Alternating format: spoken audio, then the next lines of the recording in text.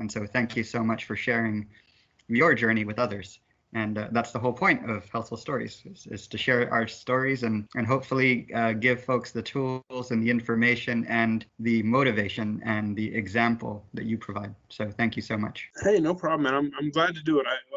If somebody can watch this and know that it's possible and get inspired, that's cool. I like it. When did you realize that there was a health issue that you needed to take care of? Well, I'd been having some like leg and foot problems, some pain that had been a bit chronic, I guess. I'll be honest, until October, I hadn't seen a doctor in 20 years. I don't like doctors. I don't like getting shots. It's a whole thing. And we didn't have good insurance for a very long time. So I didn't see a doctor for a real long time. And then one day I was talking to my wife, who has some nursing background, and I told her about the I was having, and she's like, well, why haven't you ever said anything? I was like, well, doesn't everybody have that pain when they get to be about 35, 40? So no, that's not normal. When I described it, she was very concerned. So, and we did have insurance now. So I went ahead and made an appointment to see a doctor. I described what was going on to the doctor. She said, well, we'll take some x-rays, we'll look at some stuff. But I was a little over 300 pounds at the time, 6 foot tall.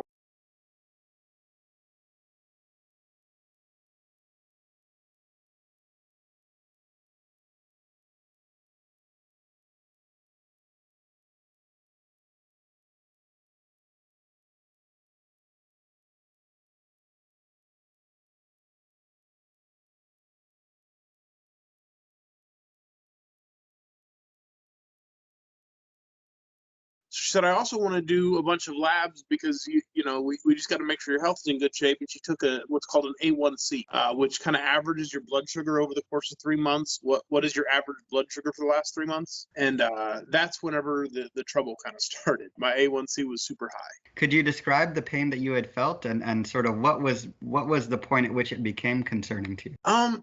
It wasn't necessarily like it got worse and that became concerning. It was the fact that it was just constant. Like I was taking 3 like extra strength Advil PMs every night just to sleep because my feet and my feet still have a lot of pain. Apparently that's what's called diabetic neuropathy, which is not a thing I'd ever heard of. But when I described the pain to the doctor, she goes, oh yeah, that could be, diabetes. I'm not diabetic. What are you talking about?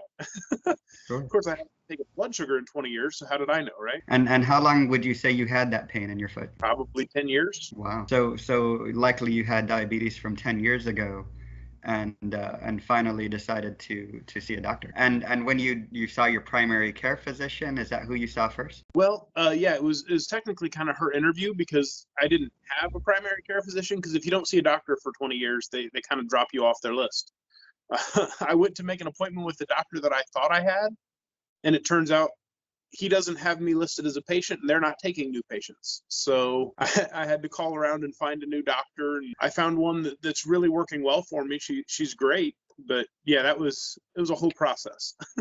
So you mentioned you wanted to see someone. Was that October when you wanted to see someone, and you got seen soon after that, or did it take a few months, or how did it work? I think I started calling around in September. Okay.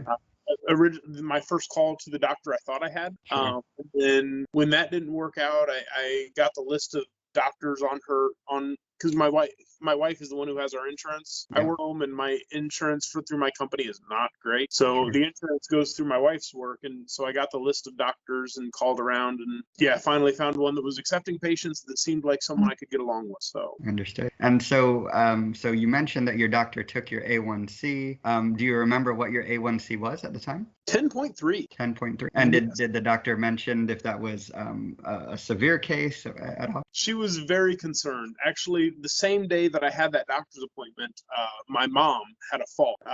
Sorry to hear. That's irrelevant, but there's a reason I tell that part of the story.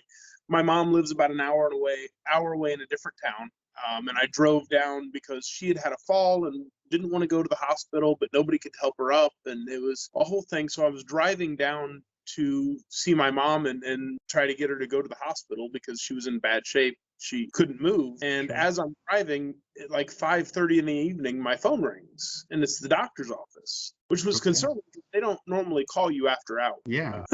But it was the doctor, and she's like, we just got your A1C back, and it's real bad. Like, we need to start you on something now. I was very concerned. I guess they start considering you like pre-diabetic at about 5.7. Okay. And it only gets worse from there, and I was 10.3. So she was very concerned, and I was telling her, like, I'm not even in town anymore. I won't be back in town until tomorrow morning. She's like, well, how soon tomorrow morning can you come see me? Because we need to get you on insulin and this medicine, and there's so many things we need to start right away. Wow. Oh, this must be pretty severe. I didn't realize. Whoops. Probably shouldn't have waited a decade to deal with this, huh? Yeah, for sure. And you can't get to it until the next day. That makes it difficult for you to process. What were your emotions at the time? I was scared. I was real scared. We hadn't discussed what the medication was going to look like yet. I didn't know what a 10.3 A1C really meant. To me, it's like, okay, you're telling me that's a bad number. I don't know how bad that number is. And I have been all of my life, I don't remember a time ever where I was okay with shots. Some people will tell you, oh, I hate shots. No, you don't hate shots. You don't like them. Nobody likes them. I hated shots, man. Severe I phobia. don't like shots myself, so.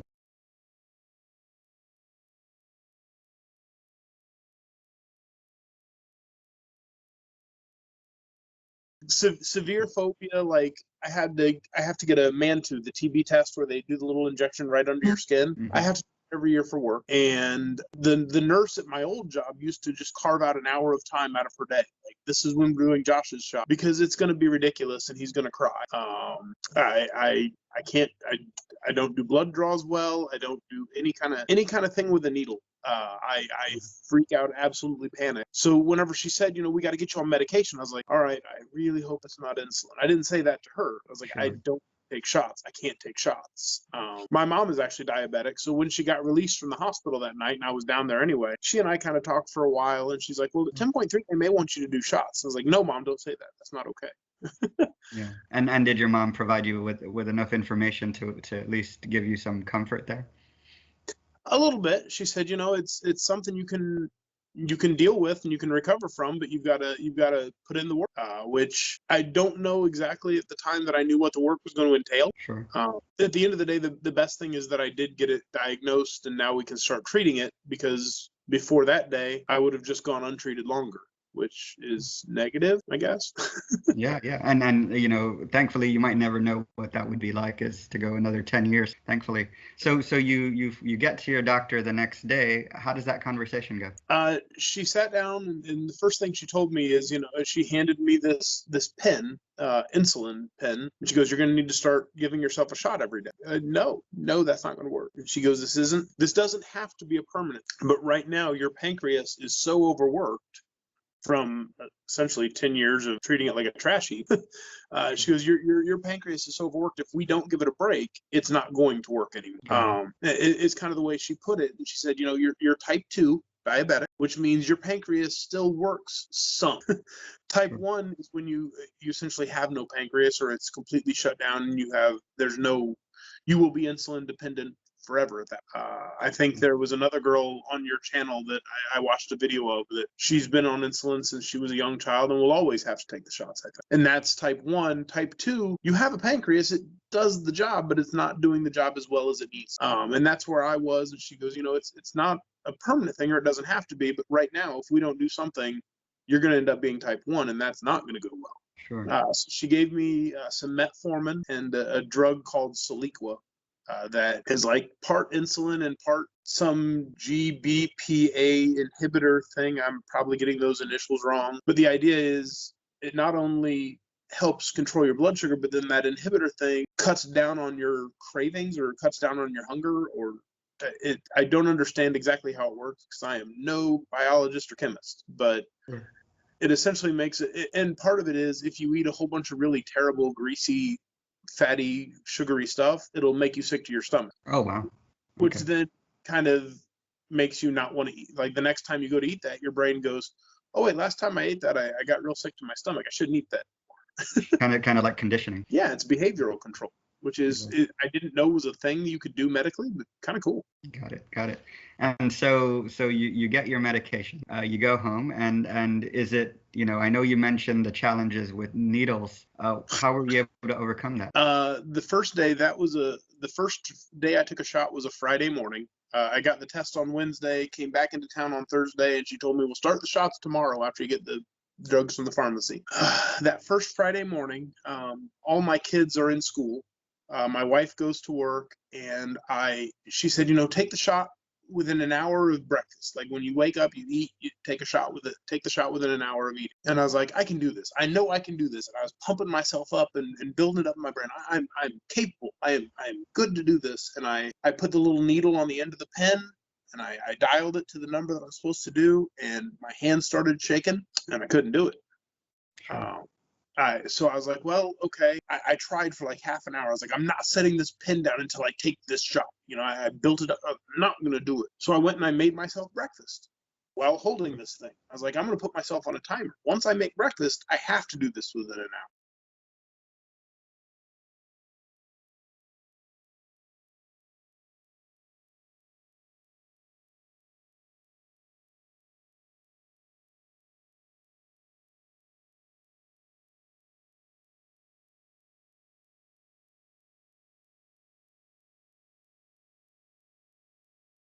I don't give myself a choice, right? So if I have no choice, then I have to do it. So I made breakfast, I ate breakfast, and 45 minutes later, I'm still holding this thing and my hand is still just shaking and I can't do it. And I ended up calling my mom and I said, Mom, I'm supposed to take this shot and I can't.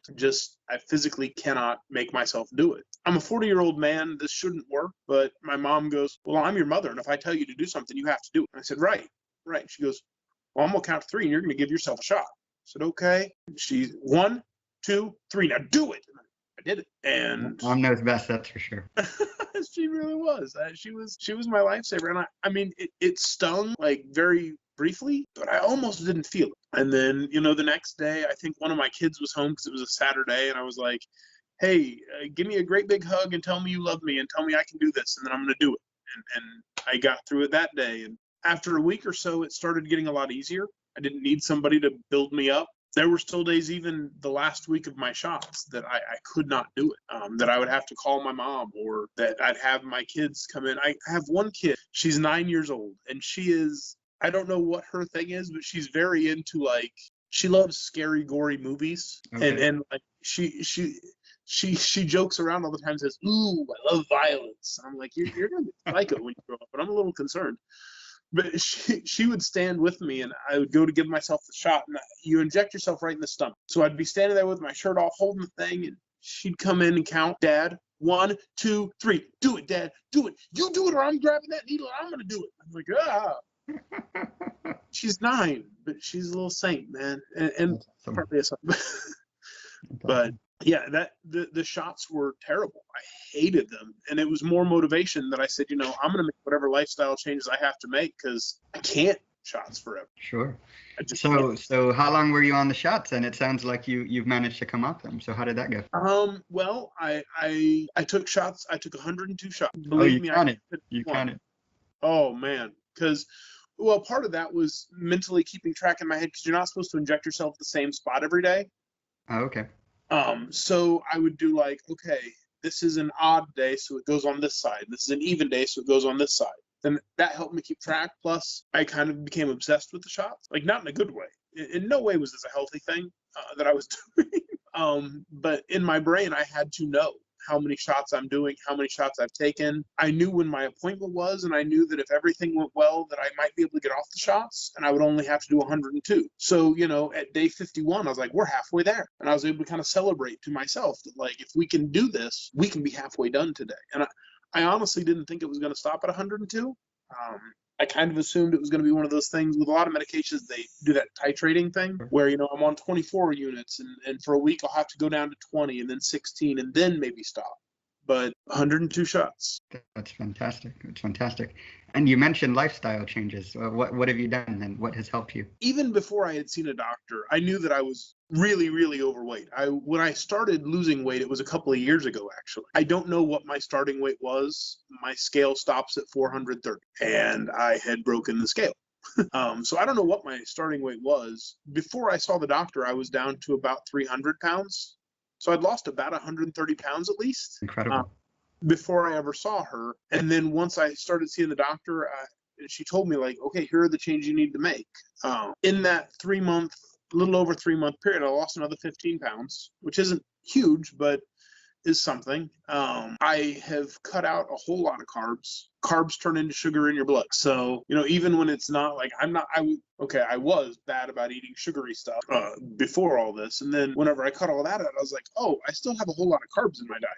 Like, you don't think about the fact that carbs are kind of the deliciousness delivery system that we've created in our society. If I want a delicious cheeseburger, and that's just cheese and meat, man, that's protein. I can have all that.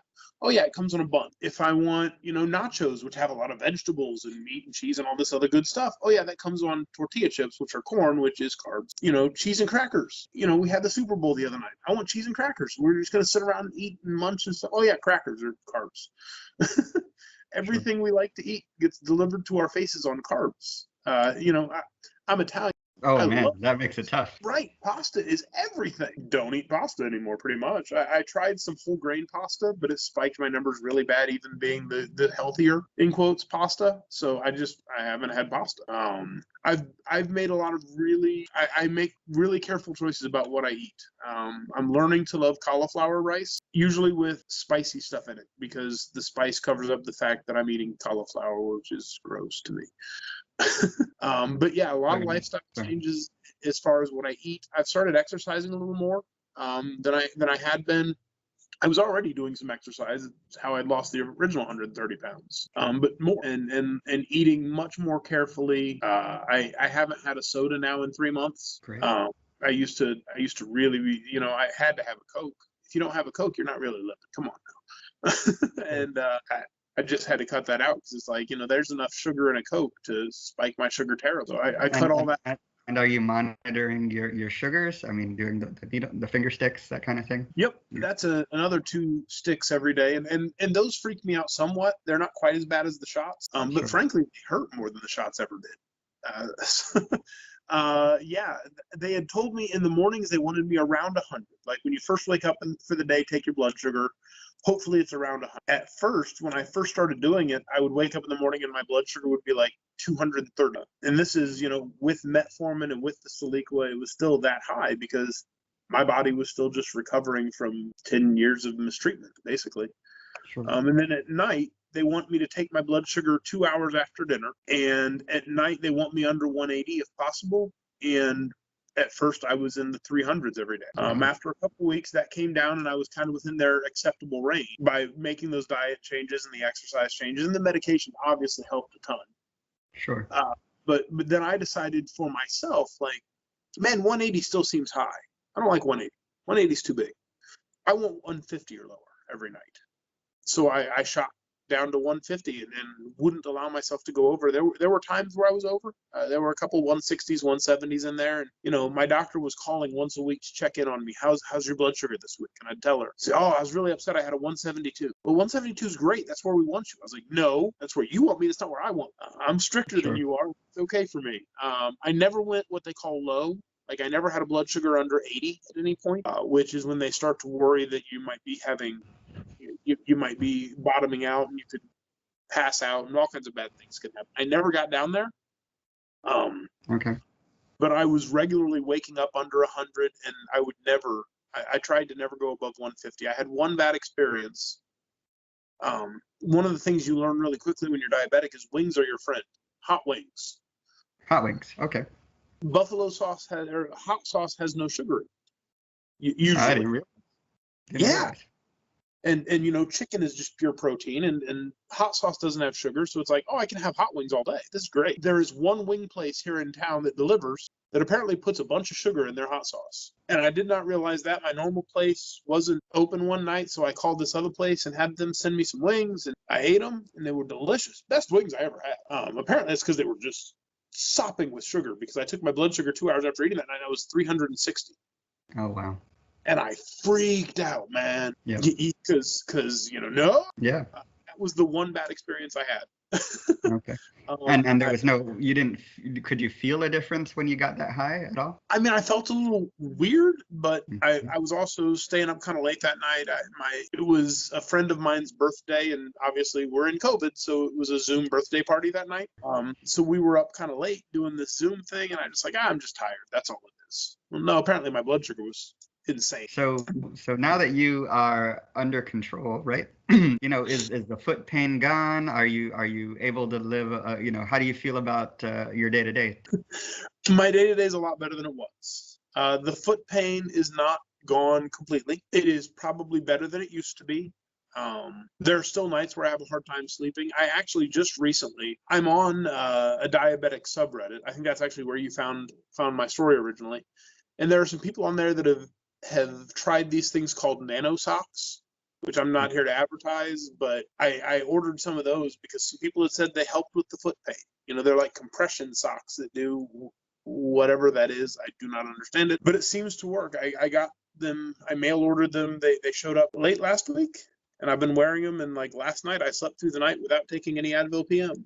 I didn't have any foot pain last night. So that could be entirely a placebo effect where in my brain, like, this should work. So it is.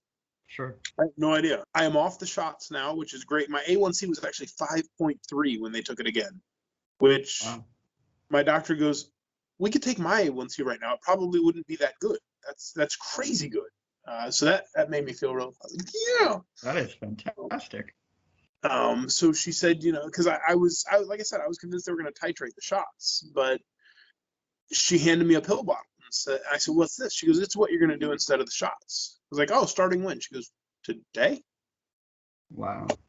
I was shocked, and I was really excited to not have to take the shots anymore. And yeah, I'm still on medications. The metformin that I was always on, and a new thing called Stelgatro, which has been working really well. I'm drinking a lot more water because she said the Stelgatro, like you're gonna send blood sugar out through your urine with it. Okay. I was like, well, I'm just gonna drink a lot of water because I want to pee a lot. But I still am being very careful with my diet. My kids were like, you're off the shots, we can have pizza. And I was like, you can have pizza, I will have wings. There you go. I'm not trying to go back. Yeah, no, that is fantastic. And hearing your story, you recognized there was an issue. You stuck to a plan. You powered through it, and now you're in a great spot. It's very inspiring. So thank you so much for sharing your story. This is the part of the interview where I ask for recommendations and advice that you can give to others, in your similar situation, been diagnosed, don't know how to figure out what to do. What do you tell them? The first thing is get diagnosed. I probably wouldn't have to have done 102 shots if I'd have seen a doctor 10 years ago when I should. The number one thing is, if you start to notice something, figure out what's wrong with you. Don't just ignore it or put it off. That was the biggest mistake I made. That is my regret in all of this. So the number one thing, see a doctor, man. Find out what's going on with you. See a doctor regularly, no matter what. Even if you don't have anything going on, because they might say, hey, we want to run these tests and find something you didn't know was wrong. Once you've done that, to me, it was all about taking it seriously. And not, I work, my career, I work with individuals with disabilities. I make sure they have the services they need and the state will pay for them. And I kind of go out and work with people. I've worked in that field in some capacity for almost 20 years. And there's a gentleman that I work with in that capacity. When I first met him 20 years ago, he was a little over 500 pounds.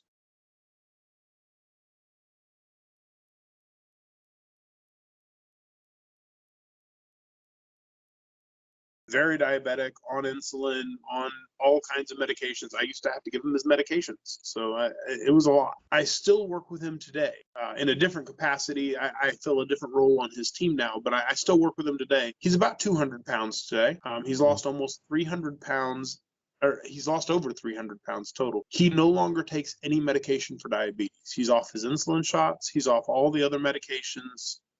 He has made incredible lifestyle changes and gotten to this point. And actually, the day that I stopped taking shots, I called him. Oh, that's fantastic.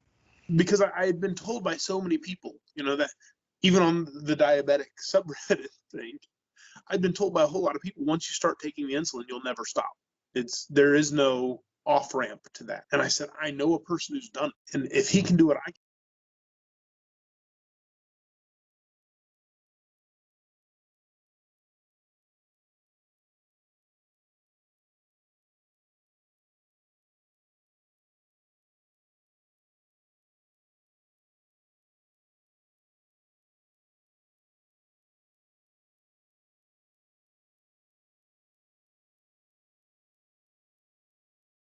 I called him and I said, dude, you don't know how much you inspired me and how much you helped me, because I would not have been able to do this had it not been for you and for your story making me believe that it was possible. So I guess, yeah, get diagnosed. And once you get diagnosed, there is hope, man. You can, if you have diabetes, if you have type 2, if you're type 1, I'm sorry.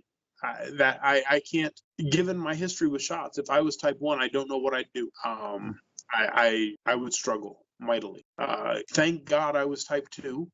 And once I found that out, she said, well, it could be temporary. You might not have to take the shots forever if you can make the lifestyle changes. And that to me was, you're going to make lifestyle changes, because there's not a chance you're doing shots forever. If it was hopeless, I don't know what I would have. I don't know how I would have handled it had she said, you're going to have to take shots forever. Sure. It wouldn't have gone well. And now, I'm sure things with the family is great. You got the kids. They're going to be able to spend more quality time with you for sure, in a healthier state. I'm sure it's transformative. Nice. My mother, like I said, has diabetes and takes the shots. Their grandmother on their mom's side has diabetes. She doesn't have to take shots, but she's diabetic as well. So kind of trying to instill in my kids, like, listen, you have a pretty lengthy family history with diabetes. Let's make better choices than dad made, because I spent 40 years abusing my body. Don't do that, because I would love for my kids not to have to deal with this. Kind of sucks. Absolutely. Yeah, no, and thank goodness that you were able to come through and be in a great spot. Josh, first of all, thank you so much for sharing your journey. Exactly as the person you had worked with inspired you, I am confident that your story will inspire others to take their health into their own hands, to get that diagnosis right away, and to do the things necessary to get off of those shots.